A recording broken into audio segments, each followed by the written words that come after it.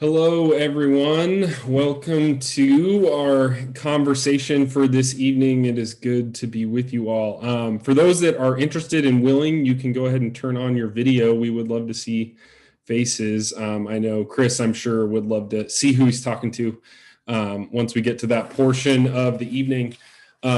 Just to start things out, I did want to check in and see in terms of tech, right? We're in a different world now with COVID-19, so everyone can see me, hear me, all that. Thumbs up. All right. We've got a few looking good. If we get throughout our conversation and at some point that becomes an issue, I would say go ahead and just leave that in the chat for us. And we'll kind of try to troubleshoot as we go. Sometimes that's on our end. Sometimes that is on your end. So hopefully we'll get everything ironed out that we need to, but we'll just have to see in the moment. So again, it's really good to be with you. I am Scott Osland. I'm the Associate Director of Theological Admissions at Drew. I've also been a student at Drew throughout my adult life, so I know this place really, really well. But we don't want you to take just admissions folks' word for it. We want to be able to introduce you to faculty and some folks that are a part of the community at the current moment. So before we move on, I want to say a big thank you to Hamza, who is in the top left corner of my screen, but Hamza is going to be helping us by dropping some links into the chat throughout the night. So anything that we might reference in terms of upcoming events, application details, things along those lines, he's going to be making sure that you have that information as you go. So if you miss something, let us know. We can go ahead and drop that again before we finish up, or we can follow up with a further conversation after we finish up this evening. My goal is to kind of honor our time here. We allotted this for about an hour. Some of you have been working already. You've been doing a lot of things, and this is kind of the end of your day. So we'll move efficiently through it and then get you back to family and self-care and all of those wonderful things. We do a number of these kinds of virtual events out of the admissions office for folks like yourself that may be considering programs at Drew. And sometimes they're geared more towards explaining what the different programs are, or a little bit more of a focus on the application process. But more recently, we have felt like folks like me are available to you on a daily basis to talk about those kind of hard facts and logistics to get you to the end of the process. What you don't often get is faculty people, current students, folks that you will be studying with if you come to Drew, hearing them talk about important themes that are a part of our curriculum, a part of the classroom experience, and all of those fun spaces. So Dr. Boesel is with us to represent from a faculty perspective one of those important topics, theology and social justice, which we know is inherently way too broad and not something that can really be accomplished in less than an hour. But we were hoping that it gives you a little bit of a handle just on what you can expect from a place like Drew when we are talking about those kinds of themes. What is difficult about those kinds of conversations, what is rich about it, and why we lean into it instead of away from it in the classroom. So I hope the format of tonight feels good to you in that way. What I will say to get started, just so you do have a couple of those logistical details when it comes to the application, if you haven't read our website yet, our deadline for the fall is coming up. If you are a domestic student, so if you reside in the United States, your deadline is June 1st if you're applying for the summer or for the fall. If you're an international student, it is April 1st. That's largely just because there's some extra processes that you have to go through in terms of visas, embassies, interviews, all that kind of thing that we want to make sure that you have done in time to start classes. So if you're planning to start in the upcoming semester, have that in the back of your mind, and please reach out to me as we get closer to that date. I'll have Hamza leave my email in the chat a little bit later. And you can email me directly if you want to have a conversation about your situation and how you can make sure that you meet that deadline. I will also say that because this conversation is thematized more than program specific, we have folks applying to a variety of different programs in the room right now. So you may be thinking about Drew because your interest is vocational ministry and all of the things that can mean, whether that's the local church or far away from the local church, or things that are rarely categorized as ministry at all. Or you may be here because you're interested in a research-heavy program, maybe wanting to pursue PhD work down the line, or you just want to do a research master's because there's a question in theological studies or religious studies that you want to explore more. So obviously we can't hit all the nuances of every one of those programs, but know that diversity is part of the richness of being in the class at Drew, that you will have folks asking different questions with different vocational goals in the same classroom experience. Again, that raises all sorts of interesting positive things and things that can be difficult, but I think Chris will speak to that better than I will. Lastly, I just want to say that we are going to be having a couple other events in the next month or so that you're going to want to have on your calendar. So first is another kind of thematized event like this one that is this Saturday morning. So it's actually a 10 a.m. Conversation with Dr. Rodney Aist, who is one of the professors at Drew in the Doctor of Ministry program. He's going to facilitate a conversation on the social applications of pilgrimage. So thinking about social change and spiritual formation and pilgrimage. So that'll be a really great conversation. He is currently in Italy, which is why we have to do that in the morning. So you would have to wake up for that one, but I think it'll be just as rich as tonight will be. And lastly, and I promise then I will be done talking and I'll turn it over to who you want to hear from. We are doing our virtual Open Doors event. Open Doors is kind of our general large open house event that we do for prospective students every year. Normally that is in person. This year we're doing it entirely via Zoom. That's on a Thursday. You can come in at different points throughout the day. So if you want to stay the whole time, you can. But if work or family or life prohibits that, you can just kind of pick the portions that most resonate with you and jump in then.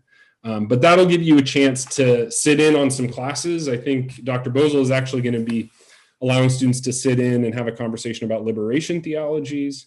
But it will also give you some of that specific program-focused conversation that won't be quite as much a part of the conversation this evening.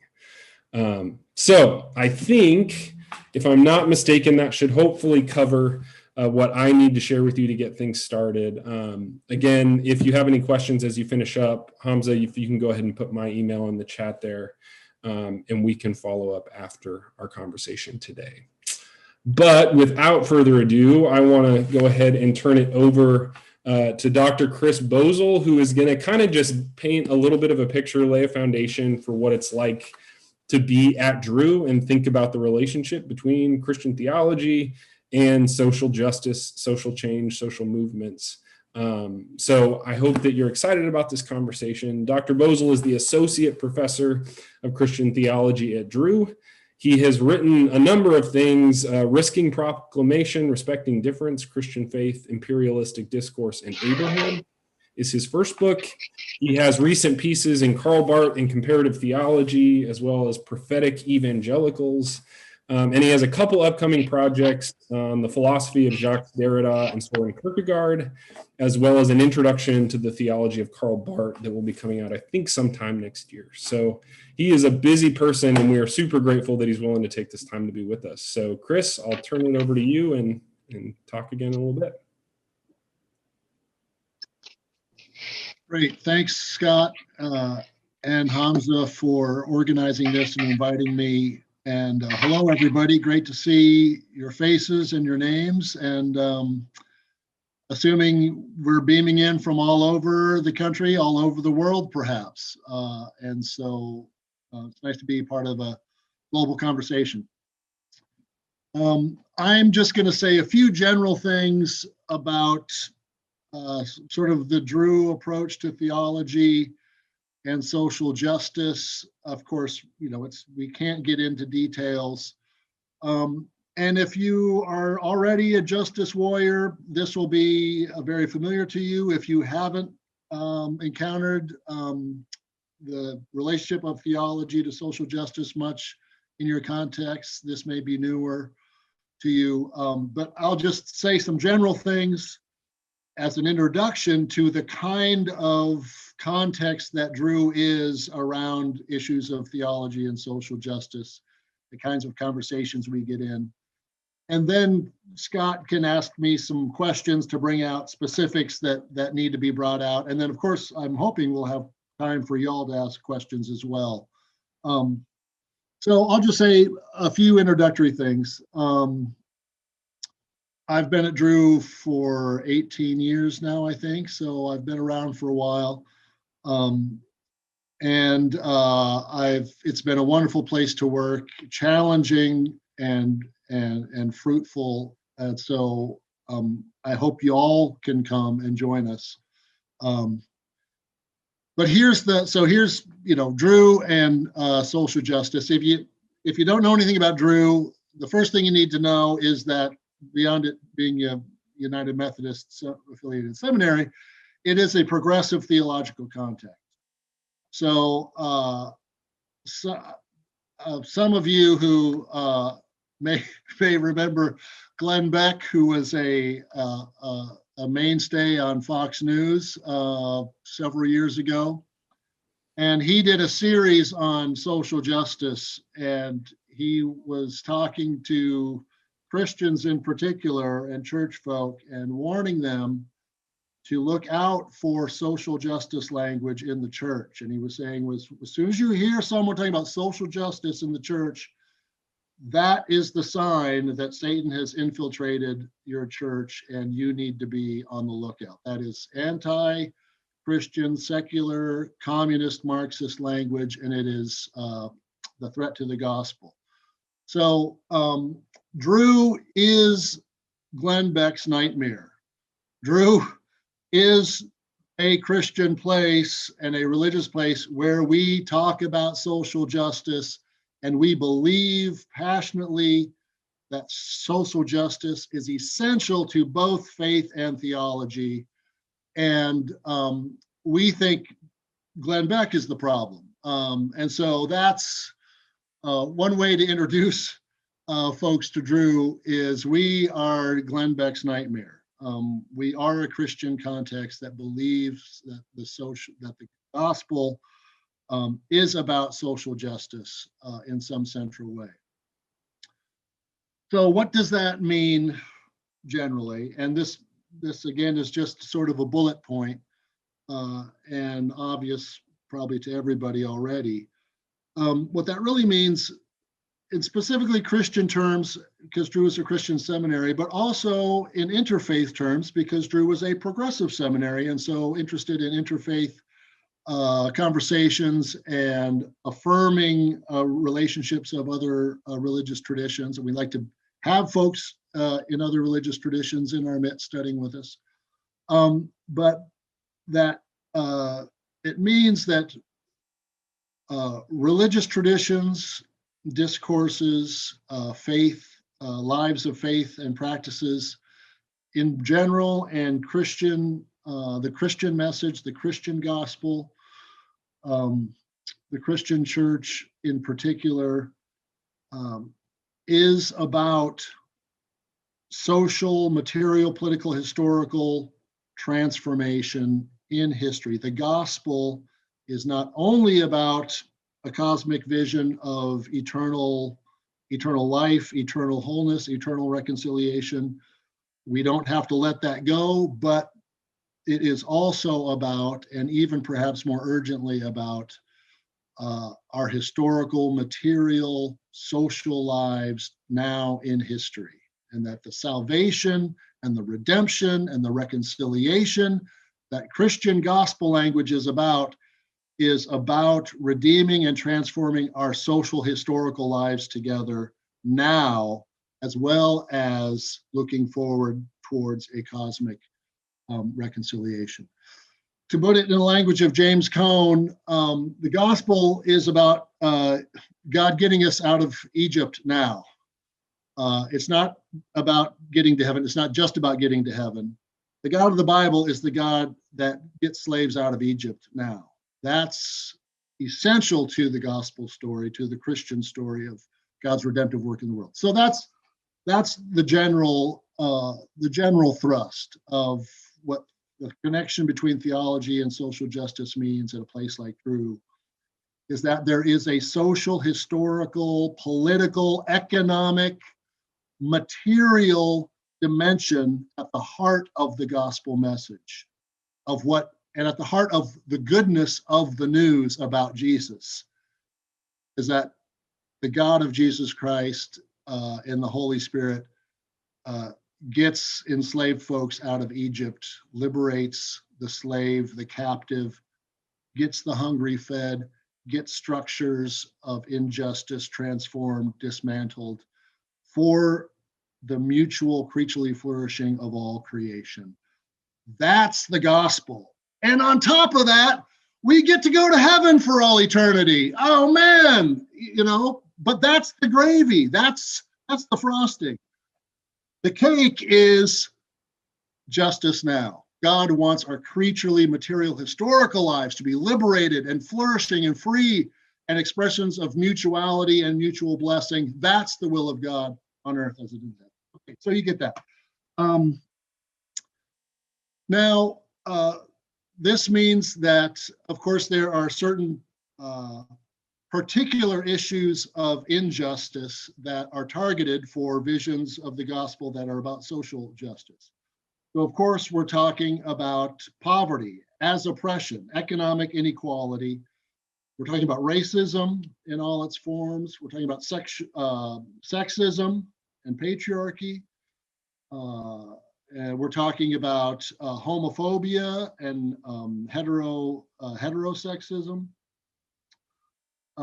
We're talking about ableism, and that's one of the more current emerging visions of social justice that is starting to move towards the center of theological and religious visions about justice, is our notions of ability and disability, and also eco-sustainability, the creation care, seeing creation itself as a neighbor that is oppressed by unjust structures, that needs to be liberated from unjust structures, particularly of capitalism in the modern age. So those are the different dimensions that are all in play at a place like Drew.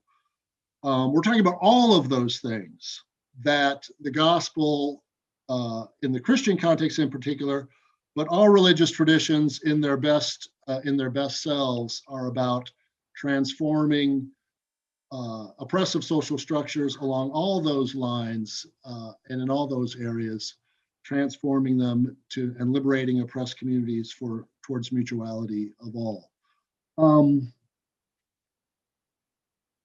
And so that means that a lot of what we do at a place like Drew, as a open ecumenical Christian seminary, also engaged in interfaith conversation, in our training of folks for religious leadership, to help go out and transform the world for creaturely flourishing for all, a lot of what we do is critique the Christian tradition for not doing its job for the last 2,000 years.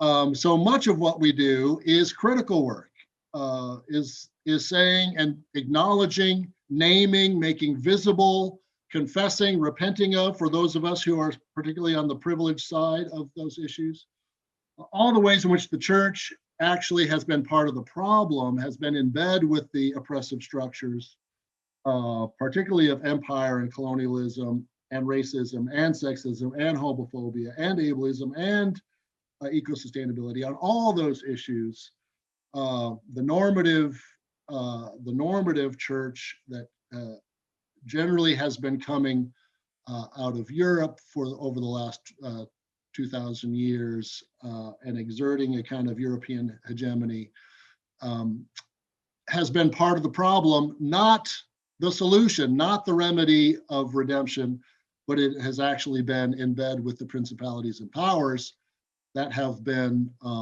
oppressive along all of these different issues, and not bringing redemptive gospel to communities who are suffering in history, but have actually been contributing to their oppression. So a lot of what we do at Drew is critical work. We beat up on the church a lot, but only when necessary, as appropriate, given the vision of the gospel as about social justice. That means we have to be critical of our own tradition and our own history where that has not been the case, where the church has not been for a vision of the gospel of social justice.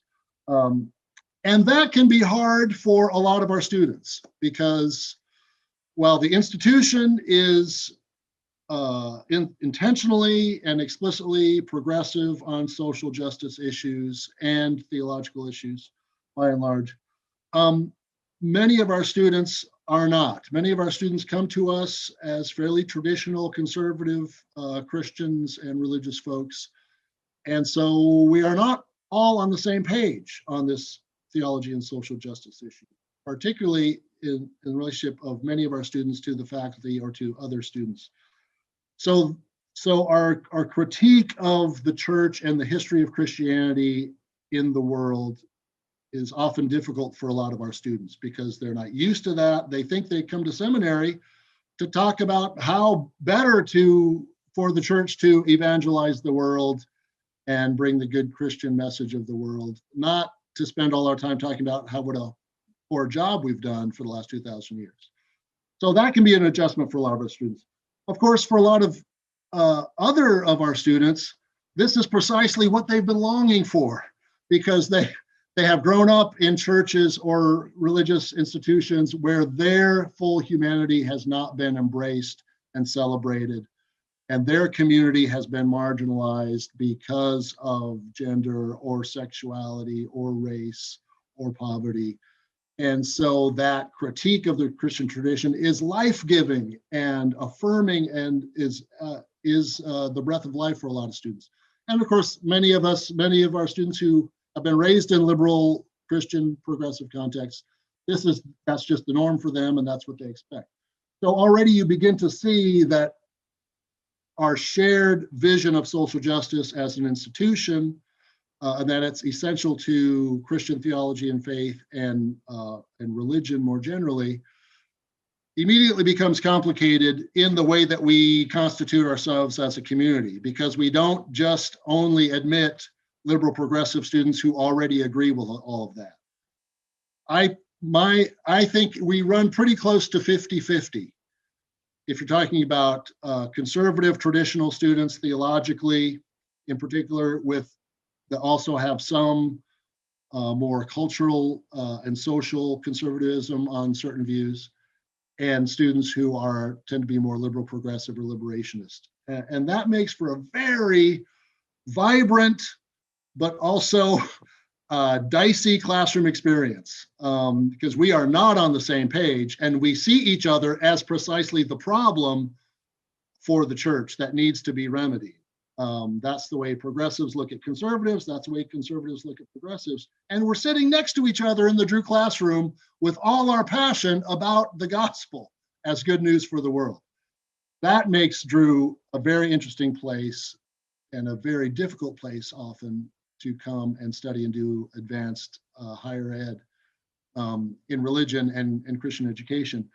It also makes it, in my view, an absolutely essential place for the church, because the church cannot talk to each other about this stuff. We are divided and polemically so, just like our society. And Drew is one place where we come together as progressives and conservative folks and try to work together and talk together about this shared thing we have called Christianity, or religious identity more generally, and find some way to work together and find common ground to be transformatively resourceful for the world and the communities, rather than just tear each other apart. And this is just the church's biggest failing, I think, in our time today, is its polemical divide. And that's the promise of Drew. As difficult as it is a place where we can try to figure this out for the sake of the church, and of course, for the sake of society and world. So the last thing I'll say is that while Drew as an institution and as faculty, administration, staff, we have in common lockstep agreement about this issue of theology and social justice. The gospel, the Christian gospel, and religion, whatever religious tradition in its best self, is about transforming the world for a creaturely flourishing now, with the hope of a cosmic future, perhaps. But there are ways in which we differ and continue to be in conversation, sometimes argument, about what the relationship between theology and social justice is, and what the diagnosis of the problem is, and therefore what is the remedy that we are in the business of trying to provide for the church, for religious communities in our training of leaders, religious leaders. And here's how I understand the breakdown to sort of shake out. There's basically two options. There's some of us who see the problem, see the issue as the church has not appreciated and has ignored and not been faithful to the radical social gospel, social vision that is embedded in the gospel in our very traditional doctrinal creedal confessions and traditional faith commitments and convictions. That has a radical social vision that is progressive on our contemporary political spectrum. And the task then is to recognize it and claim it. It's always been there. The church has just failed to be faithful to the radicality of what it says when Jesus is fully God, fully human, two natures, one person without admixture. And that is God in the flesh with us, in the manger, in the brown skin guy in Nazareth who got lynched by white European empire. That's who God is. That is revolutionary. And it's all right there in the Chalcedonian formula. The church got in bed with Rome early on, and we've ignored it to our own peril and to the impoverishment of the world. And so that's one view. We need to just recognize and claim the radicality of the gospel that's always been there. And the church is the history of the church is simply an unfaithfulness to the gospel message it has always proclaimed and says it tries to live out, but in fact, it has always betrayed because it has gotten into bed with the principalities and powers of this world, political empire, and colonial forces. So that's one view. The other view is that no, it's not that easy, Chris Boesel, and I tend to be on that first view. The second view is the more progressive, which says, no, actually, those traditional doctrinal formulations and creedal confessions and faith confessions and convictions about God redeeming the world through Jesus Christ, only in a unique incarnated presence in Jesus alone for all, that is itself part of the problem. And if the Christian message and the Christian gospel is going to be truly about social transformation and about dismantling patriarchy and racism and homophobia and ableism, we have to actually change and transform the Christian theological tradition itself. We need to say different things about Jesus, different things about God as Trinity, different things about God as omnipotent or sovereign. We need to discover an immanent God, a God who is incarnate in creation and not in Jesus. Jesus isn't a symbol of that, but God's saving presence is there for all in creation itself. And Jesus is a powerful symbol for our particular community, but not for everyone. And it's actually the Spirit that is incarnate in creation, not the Logos. And you can see how all this changing the radical DNA of much traditional theological doctrine and confession is what has to happen to truly unleash the transformative power of the Christian message and the Christian church's life and work in the world. And that's what we argue about at Drew on our sort of institutional faculty side. Some of us think the tradition itself has revolutionary power. Some of us see the tradition as precisely part of the problem that needs to be dismantled and reconstructed. And so we all agree about theology and social justice, but we don't all agree about exactly what that means and how it's best and most faithfully lived out and how best to teach it. So we are arguing with ourselves all the time about this stuff because we share this same passion. So that gives you a little bit of glimpse.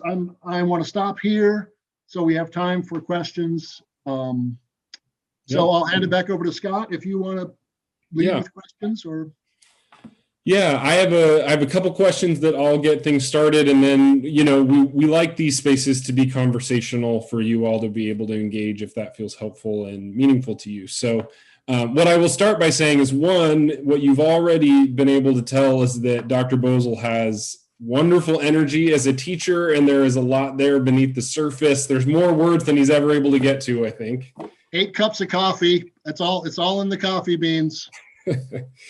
So there's more where that came from, but also if there's certain pieces of the conversation that you're like, I don't know all about that, that's intriguing, but there's certain pieces that maybe I feel outside the conversation. That does not mean you shouldn't apply to Drew. That means you should apply to Drew. Absolutely. Because there's space to learn about a lot of that stuff. And I'm sure you're not the only one with some questions still hanging out. So I'll start with that. But I think a question that I think would be helpful, especially when we have a conversation like this, and I say this knowing Dr. Boesel pretty well, and also knowing that he's receptive to some of these hard questions of him as an educator, that may not be the case at every institution that people like us might want to study at. And that is, you are giving a talk on theology and social justice, and you teach a class like liberation theologies, which covers the gamut of Black liberation theology, Latin American liberation theology, queer theology, all the things you've already mentioned. And yet you're entering the room with a significant amount of privilege in the lived experience of your own life. And so I'm interested, one, I guess, in what is difficult in general, just about having these conversations in the classroom. You've kind of already hit on that a little bit, but just specifically in practice, what can be hard about that? And maybe one particular facet of that question is, what is difficult about being a person of privilege that's in this kind of learning community that's going to prioritize these kinds of questions? Yeah, thank you for that. So essential to be able to tackle this kind of question candidly and honestly and transparently. So I'll take the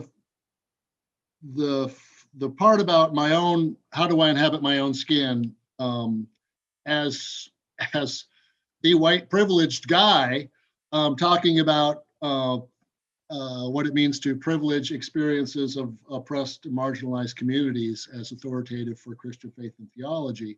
Where do I get off trying to do that? And then we could talk about the difficulty of some of how the conversations go sometimes. For me, I do it in fear and trembling. There's no other way. It's audacious.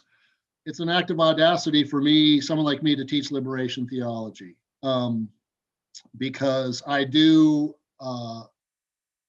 inhabit privileged skin and body and cultural social identity, all the oppressive structures that we identify as oppressive, that the gospel calls us to dismantle and redeem as part of God's redemptive engagement with the world, privilege me.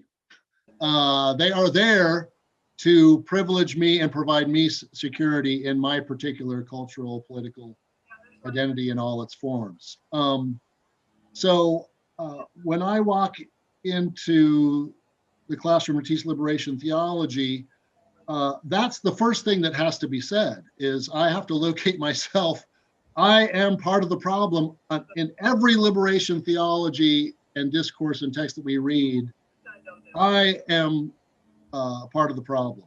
And so for me, teaching liberation theology is always about personal confession. And I find the nerve to do it because I have been and continue to be convicted by and saved by liberation theological voices, because they have shown me the ways in which inhabiting my skin and my privilege is a problem for the gospel message, and that I am called to find ways to first name, acknowledge, confess, repent, and then look for ways to become an ally, to be a partner, to come in solidarity with other folks who are located elsewhere. This was my own personal journey. And so the only way I can teach this stuff is when I'm clear about that.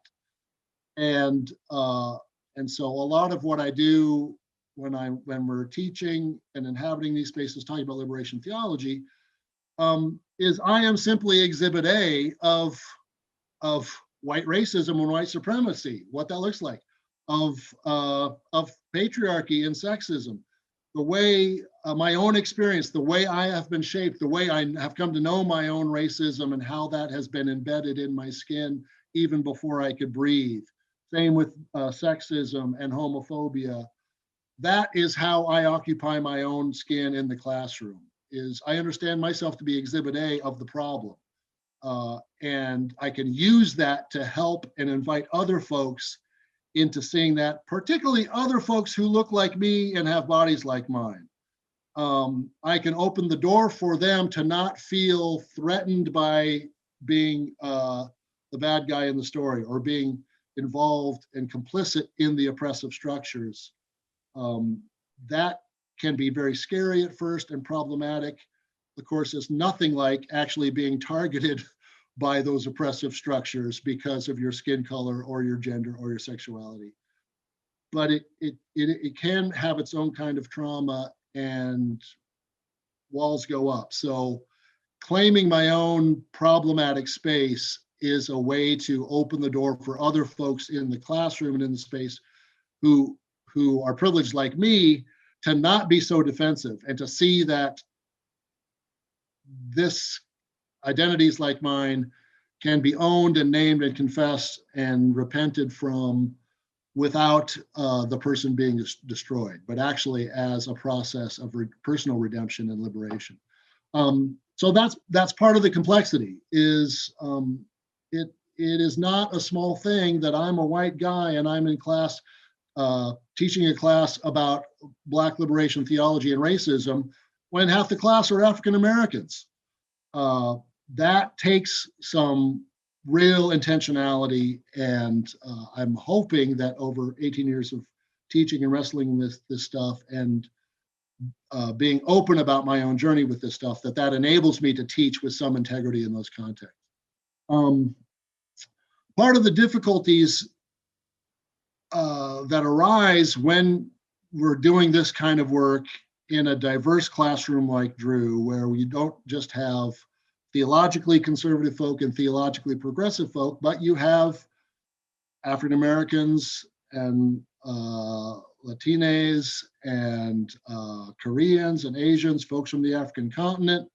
You have cis men and women, you have LGBTQ folks, trans folks, all those folks, all the issues we're talking about as justice issues, those are bodies in the classroom. Those are persons in the classroom with their stories and their communities and their lives and their feelings. And so we're never just talking about an issue. We're talking about the people sitting next to us in the class. And part of what's difficult, a good way just to name how the difficulty arises, and then we can move on, I think, Scott, is just to name what womanist theologians in particular brought into the liberationist conversation when they really sort of became more public in their voice. And that was the concept of the doubly oppressed. So African-American women oppressed by racism, but also by sexism. And so patriarchy was never going to be enough just to dismantle patriarchy. It was never going to be enough just to dismantle racism. And their white feminist sisters and their Black male brothers were both part of the problem, as well as being comrades in arms in relationship to either racism or sexism. So that complexity, and then with that, the reality that the oppressed can also simultaneously be complicit in oppression.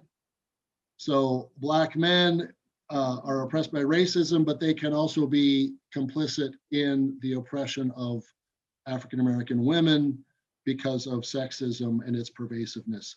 White feminists are oppressed by patriarchy, but they can also be implicit in the oppression of both Black and male men and women on the lines of race, the fault lines of race. That dimension then really makes things difficult, because how do you talk about marginalized communities and honoring their experience and their voices which have been suppressed and repressed and targeted for silence and destruction, and at the same time acknowledge that those voices may, when spoken, be complicit in the oppression of others. And that is hard work, and I still don't know how to do that well. And I'm teaching classes right now where we are trying to figure that out. How do you have this conversation with African American folks and Latine folks who are on board about racist oppression, but not, some of them not necessarily about patriarchy or LGBTQ issues. And so they're wanting to celebrate, yes, the gospel is about social justice in terms of race and racism and white supremacy, but it's not about LGBTQ ordination. And well, why not? That's where it really gets difficult. And there is no easy fix to that. And Drew is a place, as faculty and administration, where we're trying to figure out how to have those conversations that are both honest and candid and welcoming of voices, but yet we are protecting the bodies and the persons of the folks in the room from certain positions and certain kinds of language that are harmful. That's tough. That's true, baby. At its best and at its most difficult. And I'm in the middle of it right now. So please come and join us and help us figure out how to do it well together. All right, next question. Sorry, I go on and on. So you got to cut me off when I'm going on. No, we're good. We're good. We want to open it up to folks who have questions. I know we have one question in the chat already that I may start with, and then we'll go ahead and take yours. And we're good on time. So if you end up having to drop off, you have my email in the chat. I will put it again here, just so if you have follow-up questions about the process and you can't stay till the very end, you know how to get a hold of me.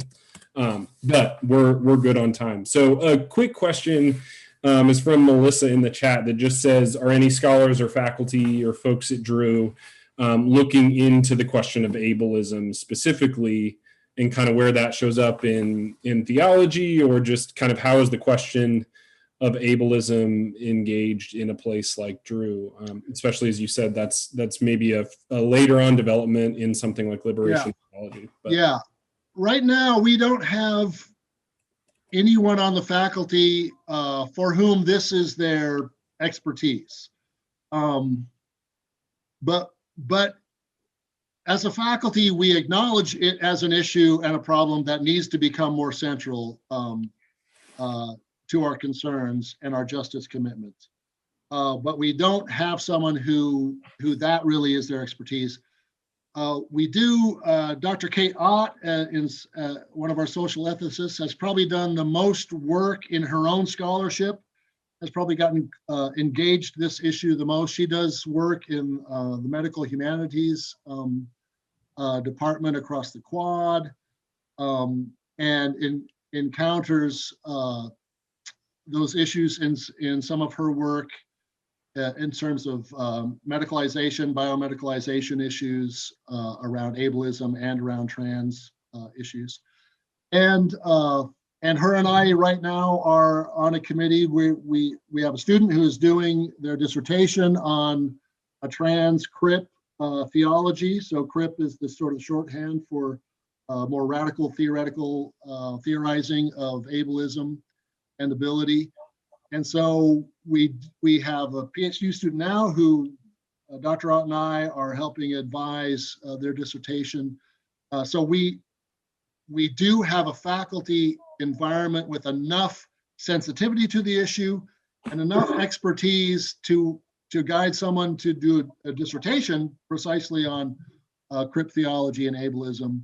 But we need to get better at it, right? So that's where we're at now. We don't yet have someone who really is authoritative in that area, but when we work as a team, we can provide the resources student needs for them to pursue that kind of work. And that's something that we want to get better at. Yeah, and I'll just add to that if I can real quick. There is probably one of the more well-known theologians working on questions of ability. Her name is Sharon Betcher. She wrote a book called Spirit and the Politics of Disablement, I believe.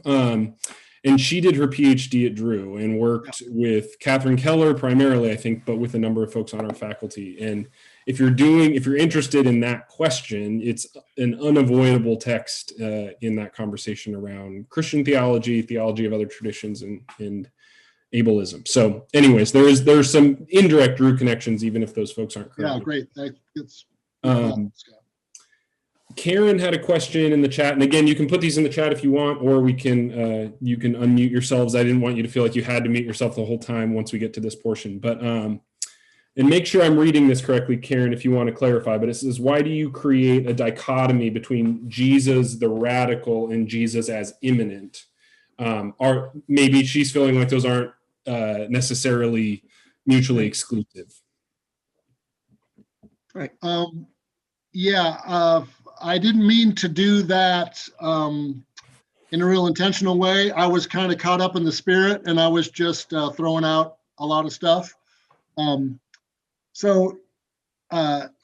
Yeah, I mean,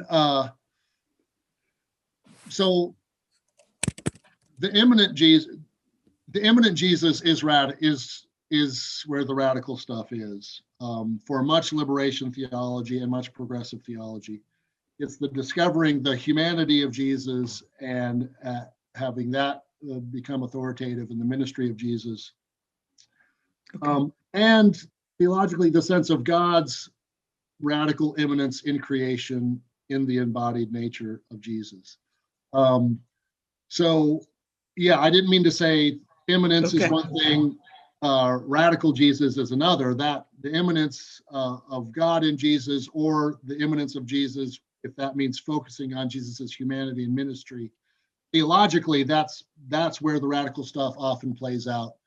Okay. I think in part of that stream of consciousness I was doing there, I was making a distinction, particularly in certain progressive visions, especially around sustainability, eco-theology, but also around feminist theology, which see women's embodiment very connected with the earth. Part of the critique of traditional Christology and traditional views about Jesus is, it's one thing to say, yes, God is radically immanent in Jesus, and that is, and there's radicality in that, to say that God is fully embodied in Jesus, and that's where we discover the redemptive power of the gospel, that immanence. But for much progressive theology, that isn't going far enough, because it limits the radicality of God's immanence to just Jesus as an individual, unique instance. Yeah.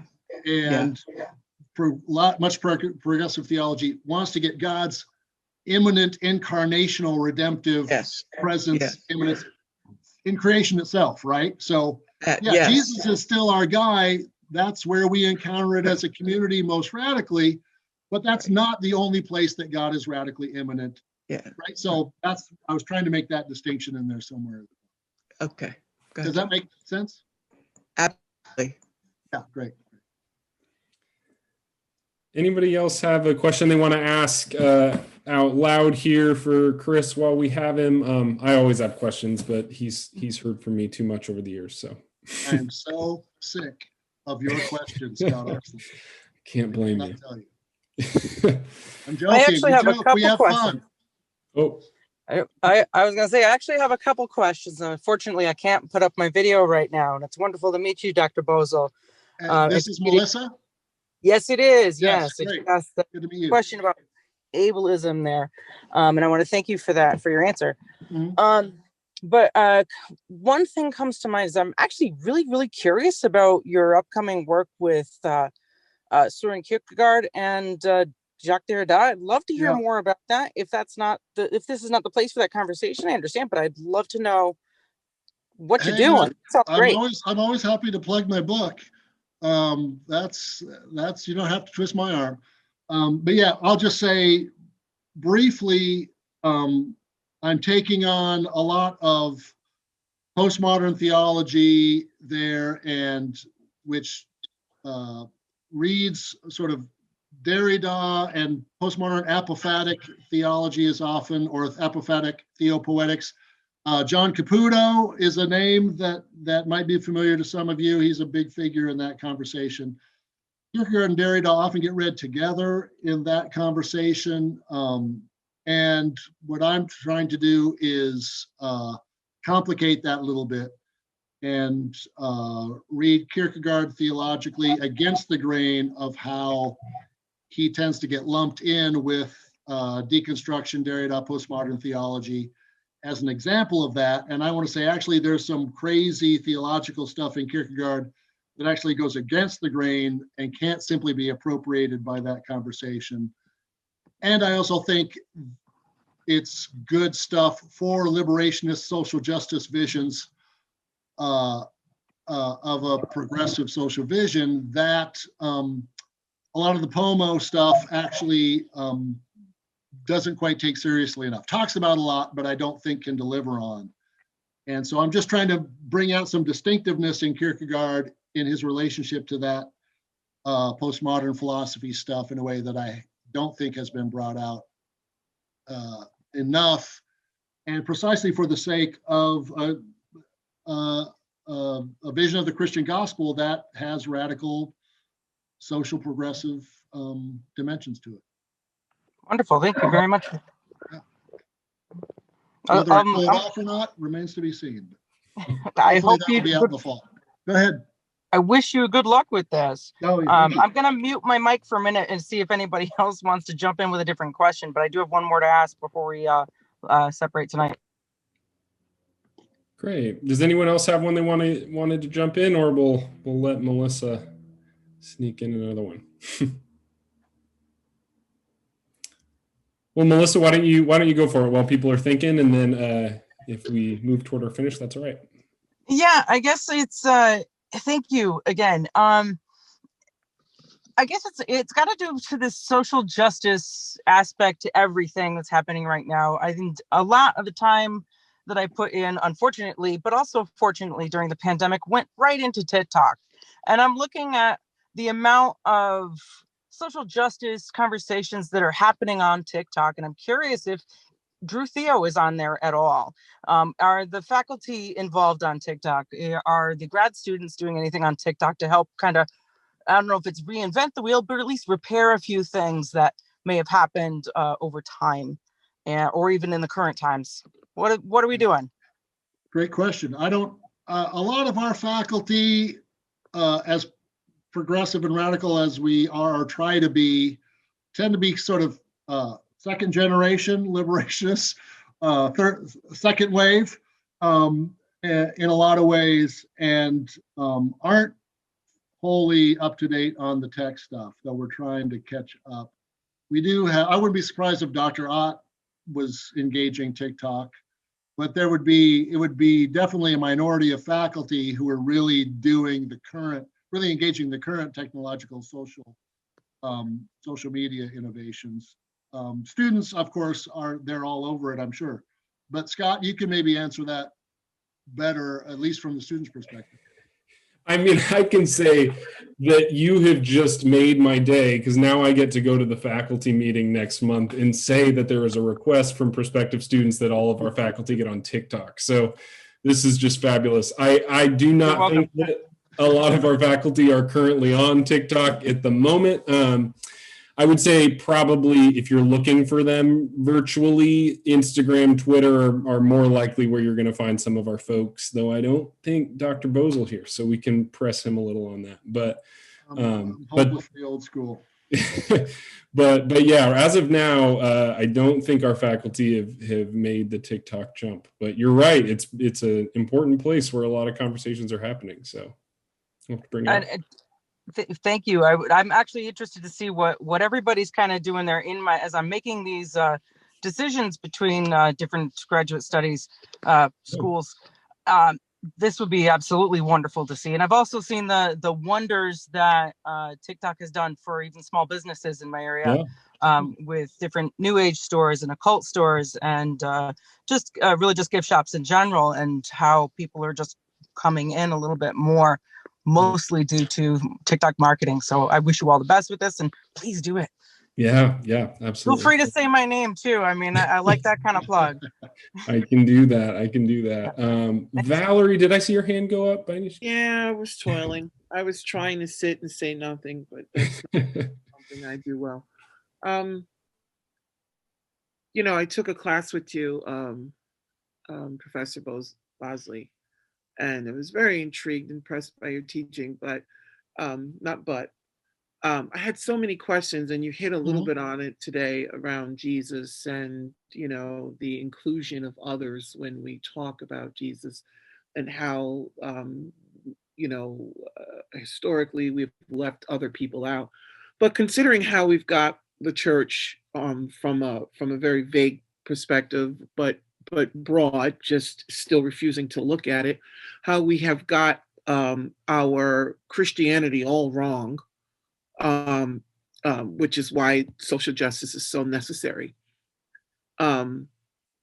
Is it possible, and I guess this is just the thought that I was thinking, maybe I need to do a little research, but just from your perspective, I'm thinking even the patriarch, the patriarch, how much of that has really been influenced in our Bible, and how much of it is really just maybe interpreted it or expressed based from a societal cultural base to be what it is, but not necessarily. Maybe there's another view. You get what I'm saying in regards to Jesus and other ways in which people can come into relationship with God. In terms of the Bible, correct me if I'm wrong here, but that's a big part of the work that needs to be done, and the work that we do at a place like Drew. The question is, if we're on board and we agree that yes, Christianity and the Christian church, along with pretty much every other religion, has a patriarchy and a sexism problem, has a racism problem, particularly in the Anglo-European churches, has a homophobia, heterosexism problem, right? Has an ableism problem. If we agree that, yes, these justice issues are a problem for the church has failed by and large in its history. And so needs to re-understand the gospel somehow, reconstruct it, rehear it, and do a heck of a amount of repenting in order to start being transformative according to God's will and God's movement. Then one of the key questions for the Christian community is the problem our interpretation of the Bible, or is the problem the Bible? And if it's the Bible, oh my gosh, now what do we do? Is the Bible itself part of the problem? Does it have patriarchal assumptions? Is the problem that women are considered property through most of the Bible? What do we do with that? So that is a big issue. If we agree with the problem and we're looking for the remedy, is it just that we need to interpret the Bible better, or do we need to read the Bible differently and acknowledge that the Bible itself is part of the problem? and we need to read the Bible resistively in some ways. And this is the testimony of womanist theology in particular, and LGBTQ queer theology, that the Bible is not a friend to everybody, and certainly not to women in the church and women of color in the church. It has been a powerful resource for those communities, but it has also been used to marginalize and to silence. So what do we do with the Bible? That is a living, open question at Drew. And we argue about that. Not everybody is on the same page, even on the progressive side of things. To what extent is the Bible the problem? And what do we do with it? How do we construct it? How do we read it? So that part of a question, did I hear that right? Yeah, you absolutely did. And it was really, I know we can't have this long discussion here, but just in responding to what you said, Yeah. I'm finishing up my MDiv and I'm looking at the DMin program. So then my next question is are you all acknowledging the books that have been left out of the Bible? And how are we incorporating that? Right. Yeah. And again, it depends on who you talk to. We're not all exactly on the same page as a faculty, as scholars in our work. But by and large, I would say the needle tilts towards the progressive end of things. And so, yes, there is much openness and sometimes very explicit openness that the notion of the Bible as canon is a problem, and our reading of the Bible has to be informed by the texts that have been left out of the Bible. So other gospels, Gnostic gospels that give differing testimonies that are written by women to reclaim women presence, and that the Bible itself, Hebrew Bible and New Testament, needs to be read in the context of other religious texts and other cultural traditions in order for us to understand the Bible better. And that means displacing and decentralizing a lot of our assumptions about the Bible as the Word of God. And again, that's difficult for a lot of our students, but that is part of the work, and that is most of our biblical scholars themselves and other faculty in relationship to the Bible are pretty much committed to that approach to the Bible, that it needs to be decentered, interrogated, and read in relationship to other cultural artifacts, cultural religious traditions, and even the texts that have been left out of the Christian scriptures themselves in the canonization process, to recover important voices that need to be authoritative for us, to be able to read the Bible critically, and also in a way that allows it to be a resource for justice and for the gospel for us. So yes, that's my stumblingly long yes answer to that part of the question. Great. Thanks so much for these fabulous questions. I know that it's never enough time to get into something like this, and yet I've been taking notes for myself, even though I've sat in more of Dr. Boesel's classes than probably you can imagine, but there's still new stuff to pick up. So I did ask Dr. Boesel to come prepared with just maybe a couple resources to share that you might be already admitted to Drew and you're wanting to kind of get a jump on what you might be reading in a class like this, or you're still discerning and you're interested in this topic and you'd like some tools maybe for the way. So Chris, did you happen to have maybe 1, 2, 3, a couple things that you wanted to share? I did. I can't find my list, but I think I can remember. I would just recommend, if you haven't read these yet, some of you probably have, just some key liberation theology texts across the spectrum would help prepare you to enter the Drew conversation. So for example, James Cone, anything by James Cone, God of the Oppressed is a great earlier book. The Lynching, Cross and the Lynching Tree, speaking about Jesus, is great.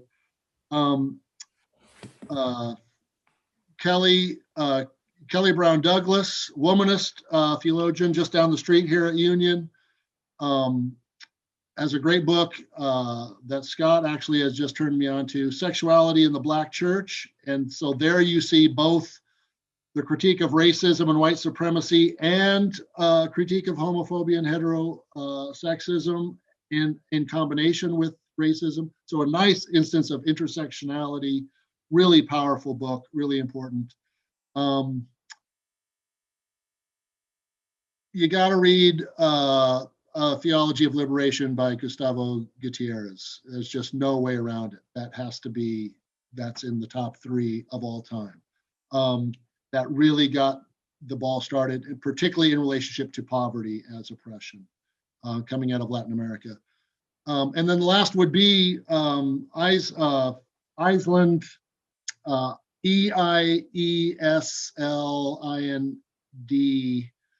For blanking on her first name, but The Disabled God, along with Sharon Betcher's text. It was one of the first theological texts on the ableism issue, and it's great. So that gives you a nice cross-section dealing with racism, sexuality, gender, ableism, poverty. Those are all things that every Christian should read, and they're not recent. Most of them are a few decades old, but they're just pillar texts for Christian theology in the 21st century, I would say. Thanks so much. I put the Iceland book in there as a link. Forgive me, I had to look it up quick, which meant I had to rely on an Amazon link, but buy it from the publisher if you can. But great resources to kind of get you started as you're thinking along these lines. I am going to go ahead and conclude us as we honor the time. We're a couple minutes over the hour, but I think hopefully this felt like a rich experience for everybody and worth your commitment this evening. I do just want to remind everyone what I mentioned at the beginning, which is just our upcoming events that we have. First, in a month or so, we have our virtual Open Doors event. I would say if you're considering Drew, you really don't want to miss that. That's the best chance to get an experience of the day in the life of the theological school. But then this Saturday will be that event on pilgrimage and social change, that talk called The Social Applications of Pilgrimage with Dr. Aist. Really fun conversation. Even if you're not interested in the D-Min, it will give you a sense of kind of spiritual formation conversations at Drew. And lastly, if you're in the application process, we'll drop the link in there one more time. You have until the beginning of June to submit all your materials. I should have mentioned this at the beginning, that I am very aware that with COVID-19, if you're requesting things like transcripts and stuff, it has not been as efficient as normal. So if you're reaching out to your undergraduate institution or something and it's taking a while, we totally get that. So what that means is that instead of the formal process of uploading supplemental items the traditional way, if it is easier for you to email unofficial transcripts to me as kind of a placeholder until the officials arrive, that would allow us to get you an admissions decision and a scholarship offer and those kinds of things without having to wait on whatever is happening institutionally back with folks you're working with. Same thing with your recommendations. If you have folks that are having a hard time navigating the system there when it comes to sending out recommendation requests and getting those to us, go ahead and just put my email, send it to them, say, I know a guy. He can take it and do all the work that needs to be done and get it uploaded to the right place. And I'm happy to interact with those folks directly. So we don't want this process to be more complicated than it needs to be. If you're getting close to the deadline and you think things may not make it in time, I want to work with you. I am not wanting to be punitive and punish you for things going a couple days over, but communication is super helpful. So if you can just say, this is delayed, I don't know why, but I'm not trying to push the limits here. I can either maybe push your application through while we wait for that and still get you a decision early, or at least let our faculty know that it's on the way. So that is what I have for you this evening in terms of the admissions side. Let me know if I can be of any help. My name is Scott. Again, you may hear from Dr. Kevin Miller, who works in my office as well. But we're just grateful that you took this time to be with us. And of course, grateful to Dr. Boesel for giving us his wisdom and expertise this evening. I loved it. It was great. Come and study with us. Join the struggle. It's worthy. Great. We'd love to see you. Awesome. Have a great night. Stay safe, everybody, with COVID. Happy vaccinations for those that are close on that list. And we'll talk to you soon. Peace, everybody.